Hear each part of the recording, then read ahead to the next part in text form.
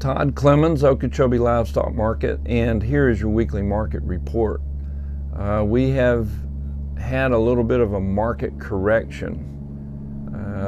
Prices on these calves here are off a little bit, but the futures have been off really bad, and cattle coming out of the feedlot they just been under pressure. And it's the packer games that they're playing. It's the slowing down the chain speed, the bird flu situation, whatever that they can use to get these prices lowered. So the market has corrected, but really, if you look at it, these calf prices were extremely high. And if you remember, probably a month ago, maybe 6 weeks ago, we talked about these fat cattle possibly getting to $2. And that was the way it was looking, the way these calves were selling. We figured, well, if it's going to work, these cattle coming out of the feedlots are going to have to be worth $2. Well, it never got there. It got up there to 190, 192 for just a minute, and then things started happening, and the market corrected. Chain speed slowed down in the processing plants. We had the little bird flu episode, so all these things ended up pushing calf prices down, and box beef prices are down a little bit. But the other side of that is that meat should be moving a lot better at the retail level. Meat should be moving a little bit better, so that's a good thing. What we have to do is find equal medium so everybody can live with the price level where we are. And I think these calves are getting about where we can sustain the level based on what the retail prices are. We get these 500-pound calves up there around 250, 260. That's pretty good money. 6-weight calves are bringing up there around 230, 240. So that's a sustainable number, I believe. But if you just do the math on these calves in Florida, if you give $1,600 for a calf here at the livestock market, and then you add another $100 freight on top of that, and then you got to go put 600 or 700 pounds on that calf before he's ready to process, you're looking at $2,400, $2,500, $2,600. And just do the math on a 1,300-pound steer. That's $2. And we're not there, and we're not going to get there with the conditions the way they are, with the packers being able to control their output. So there is a market correction. Kind of saw it coming. You guys probably figured too, at the high price level we were, that wasn't going to last long if those fat cattle didn't start coming up to a higher level. Futures have been hammered. We talked about that last week, but the last couple of days they've added some good money back onto the futures. And April in the live cattle months is the lead month now, and it's still way, I didn't check it this morning, I should have, but it's probably trading in the high 170s. If it gets to 180, if April gets to 180, then your cash and the futures will have to merge by the end of the month. When April rolls off and June comes on, April futures and the cash prices should be equal. They should merge together. We'll see if the board reacts more positive here in the next few days. We've still got another week and a half of trading in April. So if we can get some more money onto the futures board, if they'll get it up a little bit and get these cash prices up where they'll meet, that's kind of where we're going to be. And I know a lot of guys, a lot of you ranchers, everybody's kind of figuring out when are we going to market our calves, because it's getting to be that time of year. It's springtime, and these calves are growing and looking good, and we're all thinking about, when's a good time to sell. Well, producers has got a sale April 25th, and there's a few people that are saying we're going to go ahead and pull the trigger. So there's, I think, 8 or 10 loads of cattle on that sale for April 25th, which is not this Thursday, but next Thursday.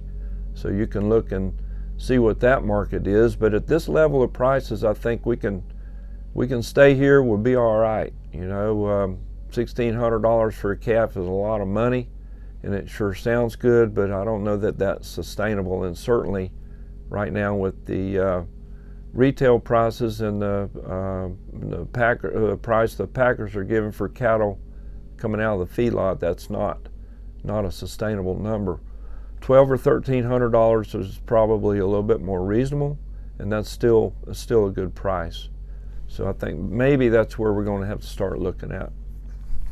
What else happened? Well, over the weekend we had Iran announcing to the world, we are going to send drones and rockets and missiles, and we're going to invade Israel through their airspace.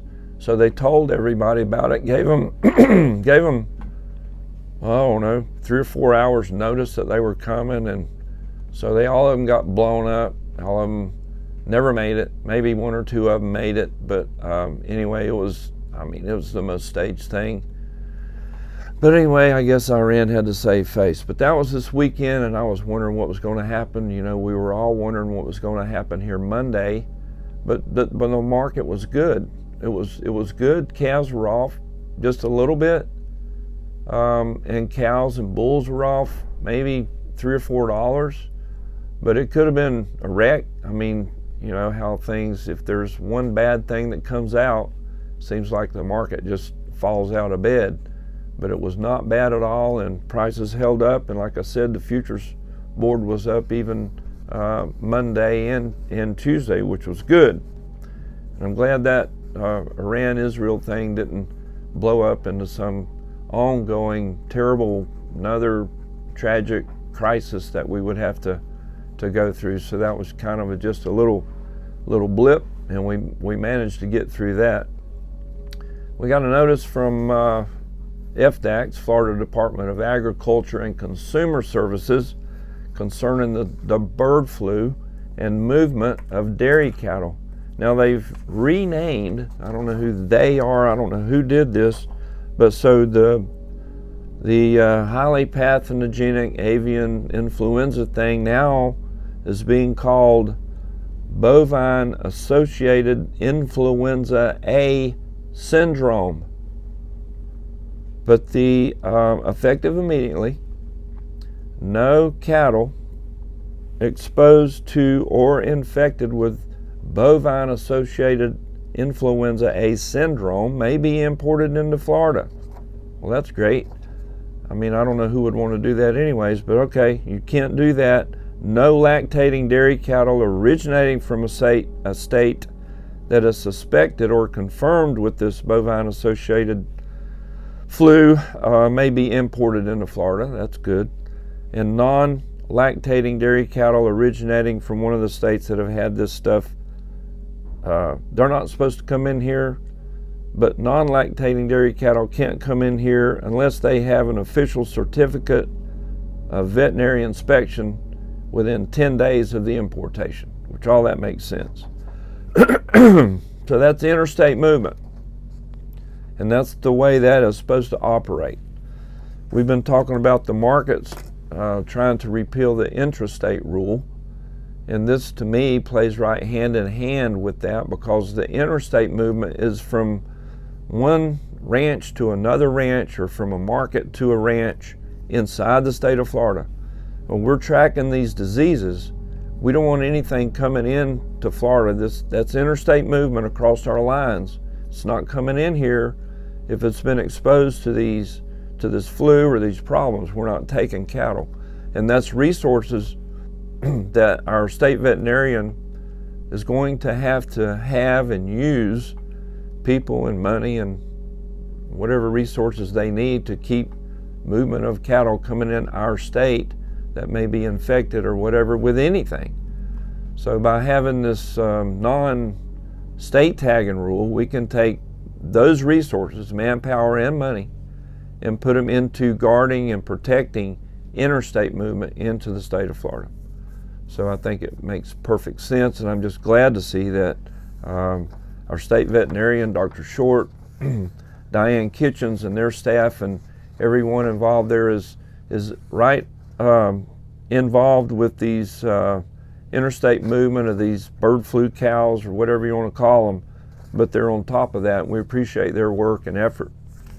Another topic that we've become aware of just personally, because our ranch, I think you guys are having to keep Workman's Comp on your employees, and insurance is tough right now in the state of Florida. It's crazy. It's very unaffordable. It's so high. People, you hear about it on the news all the time, homeowners insurance especially, but Workman's Comp for ranchers that don't employ a lot of people. These are like smaller ranches that have 2 guys or 3 or whatever. You got to have Workman's Comp, because if anybody gets hurt out there on your place and you're paying them with a paycheck and they're on your salary, you can be liable for a lot. So you need to have that risk protection on that. Well, you can't get Workman's Comp insurance here in the state of Florida now for these smaller ranches that employ less than like 4 or 5 people. You can't get it. So what are you supposed to do?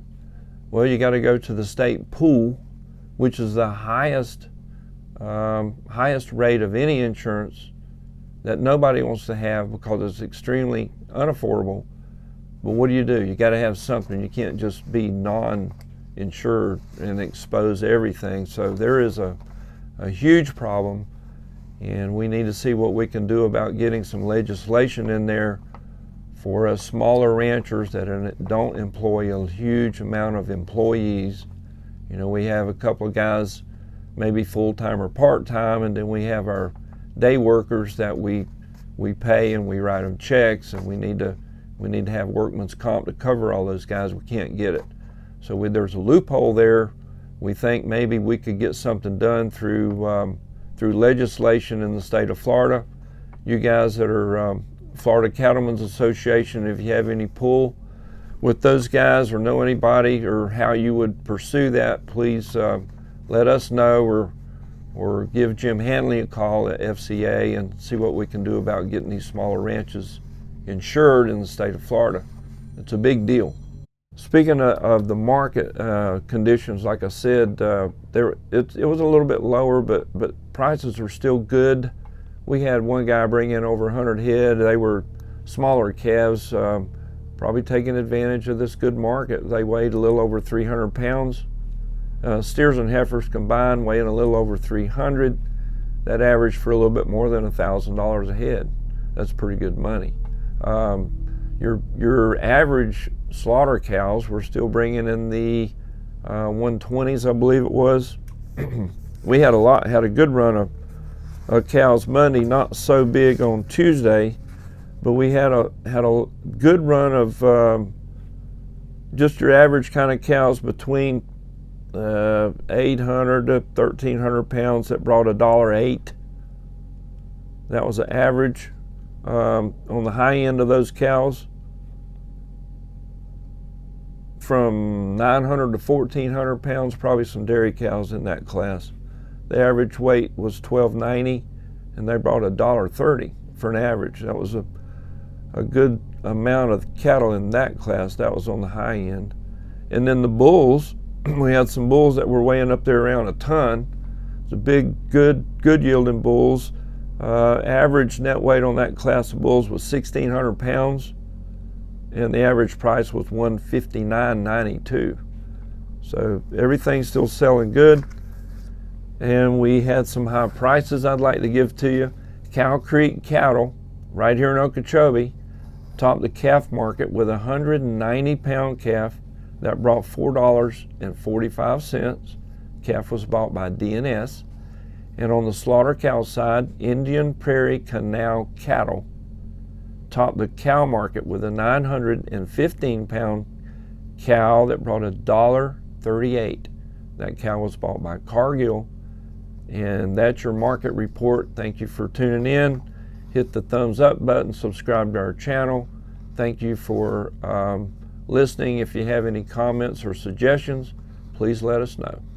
Thank you. We'll see you next week.